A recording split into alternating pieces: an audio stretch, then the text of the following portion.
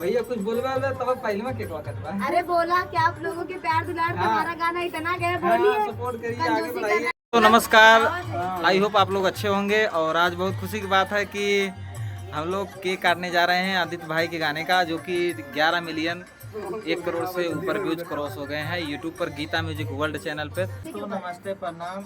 आज आप सबका जो है प्यार दुलार इस एल्बम को इतना मिला, तो आप सब ने खूब दबा के सपोर्ट किया इस गाने को, और आगे भी चाहेंगे कि आप लोगों का ऐसे ही सपोर्ट मिला रहे। नमस्ते प्रणाम दोस्तों, ये है हमारे आदित्य उत्पाती भैया जो कि गीता रिकॉर्डिंग स्टूडियो में गीता म्यूजिक वर्ल्ड ना, उनके चैनल पे ये जो गाना है परदेसवा बलम मोर गईले, आप लोगों के प्यार दुलार से 11 मिलियन पहुंच चुका है, जो कि रोज डेली 35, 30, 40 हजार गाना जा रहा है ना। आप लोगों का प्यार दुलार ऐसा है, हाँ कम से कम उतना जा रहा है। आप लोगों का प्यार दुलार हमेशा ऐसा बना रहे हमारे भैया के ऊपर। आप लोग ज़्यादा से ज़्यादा सपोर्ट और गाने को शेयर करिए और आगे भी अपना प्यार दुलार देते रहिएगा।